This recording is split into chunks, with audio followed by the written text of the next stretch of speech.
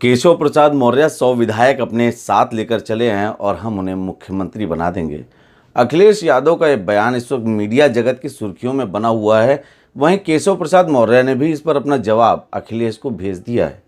लेकिन जो सबसे बड़ी बात यहाँ पर सोचने वाली सामने निकल कर आ रही है वो ये कि अखिलेश यादव ने अगर ऐसा ऑफर दिया तो वो सिर्फ और सिर्फ केशव प्रसाद मौर्य को क्यों दिया।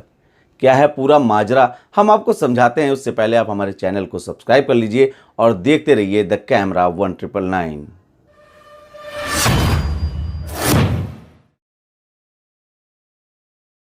दोस्तों, मीडिया की सुर्खियां इस वक्त सिर्फ यही बनी हुई हैं कि अखिलेश यादव ने केशव प्रसाद मौर्य को मुख्यमंत्री बनने का ऑफर दे दिया, लेकिन केशव प्रसाद मौर्य ने इस ऑफर को ठुकरा दिया और उन्होंने तो यहां तक कह दिया कि समाजवादी पार्टी के 100 से ज़्यादा विधायक उनके संपर्क में हैं। ये तो वही बात हो गई कि इधर चले थे अगले को ऑफर देने, लेकिन केशव प्रसाद मौर्य ने तो कुछ और ही कहानी बता दी। यही नहीं, केशव प्रसाद मौर्य ने समाजवादी पार्टी के अध्यक्ष अखिलेश यादव के ऊपर एक बड़ा तंज भी कसा।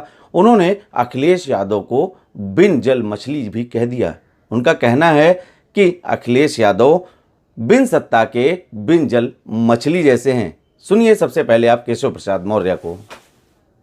श्री अखिलेश यादव जी पानी से निकलने के बाद मछली को देखते हैं अपना तड़पती है। श्री अखिलेश यादव जी सत्ता के बिना तड़प रहे हैं। समाजवादी पार्टी समाप्तवादी हो गई है, वो समाप्त होने जा रही है। उनके 111 में से 100 विधायक स्वयं छोड़ करके सपा भाजपा के ओर आने के लिए तैयार बैठे हैं। दरअसल ये सारा माजरा शुरू हुआ एबीपी न्यूज़ पे एक कार्यक्रम के दौरान, जहां पर अखिलेश यादव ने केशव प्रसाद मौर्य को एक ऑफर दिया। वहीं केशव प्रसाद मौर्य ने जब बाराबंकी के दौरे पर वो आए तो उन्होंने इस बात का जवाब मीडिया के माध्यम से दिया। दोनों नेताओं में किस प्रकार से बातचीत हुई, क्या बातें हुई, ये अभी कोई नहीं जानता। लेकिन यहाँ पर एक बिंदु जो सबसे बड़ा निकल कर आता है कि आखिर केशव प्रसाद मौर्य ही क्यों। चलिए हम आपको थोड़ा सा पीछे ले चलते हैं। अभी कुछ ही दिन पहले केशव प्रसाद मौर्य और अखिलेश यादव की तू तड़ाक तू तू मैं सोशल मीडिया पर जमकर वायरल हुई थी। इस पर लगभग दोनों लोगों की गलतियां बराबर ही निकाली गई थी। यह तू तड़ाक इतनी ज़्यादा बढ़ गई थी कि सीएम योगी को बीच में मध्यस्थता तक करनी पड़ गई। हालांकि उसके बाद से विधानसभा सत्र के दौरान ऐसी कोई परिस्थितियां तो नहीं दिखाई पड़ी, लेकिन अब मीडिया के कैमरों के माध्यम से तरह तरह के बयान सामने आ रहे हैं। इन्हीं सब बयानों के बीच इस बिंदु पर विचार किया गया कि आखिर अखिलेश यादव सिर्फ केशव प्रसाद मौर्य की ही बात के पीछे क्यों पड़े हैं कि वो उन्हें ही क्यों मुख्यमंत्री बनाएंगे, जबकि केशव प्रसाद मौर्य कह रहे हैं कि अखिलेश यादव पिछड़ों के हितैषी नहीं है बल्कि वह उनके दुश्मन है। यहाँ पर एक बात निकल कर ये सामने आती है कि आखिर सिर्फ और सिर्फ इशारा केशव प्रसाद मौर्य पर क्यों है। कहीं ना कहीं अखिलेश के इस बयान से भाजपा में वो समस्या दिख जरूर रही है जिस दर्द को भाजपाई कह तो नहीं पा रहे हैं। चलिए हम आपको थोड़ा सा पीछे ले चलते हैं। हाल ही में हुए चुनाव में, इससे पहले चुनाव में जिस प्रकार से बात हो रही थी और जिस प्रकार से अंदाज़ा ये लगाया जा रहा था कि हो सकता है कि इस बार केशव प्रसाद मौर्य को मुख्यमंत्री की कुर्सी दे दी जाए।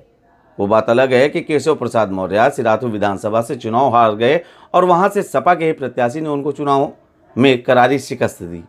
लेकिन इन सब के बावजूद भी केशव प्रसाद मौर्य को भाजपा ने डिप्टी सीएम बनाया। वो बात अलग है कि सपाई केशव प्रसाद मौर्य को स्टूल मंत्री से लेके तमाम अन्य उपमाएं दिया करते हैं, लेकिन केशव प्रसाद मौर्य भी कहीं ना कहीं 100 सुनार की एक लुहार वाला काम करते हैं। लेकिन इन सब के पीछे अखिलेश यादव का जो दिमाग है वो दिमाग कहीं ना कहीं अलग दिशा में ही दौड़ रहा है और कहीं ना कहीं अखिलेश यादव को इसका फ़ायदा मिलेगा। इसके दूरगामी परिणाम भी सामने आ सकते हैं, क्योंकि अगर देखा जाए तो चुनाव में जिस प्रकार भाजपा को एक तरफा जीत मिली है, इसे एक तरफा न मानते हुए इसका आकलन इस बात से लगाया जा सकता है कि अखिलेश ने इस बात को बहुत अच्छे से भांपा है कि पिछड़े समाज के जिस प्रकार से झुकाव भाजपा की तरफ बना हुआ है, यह झुकाव कहीं ना कहीं अखिलेश यादव के लिए नुकसानदायक है।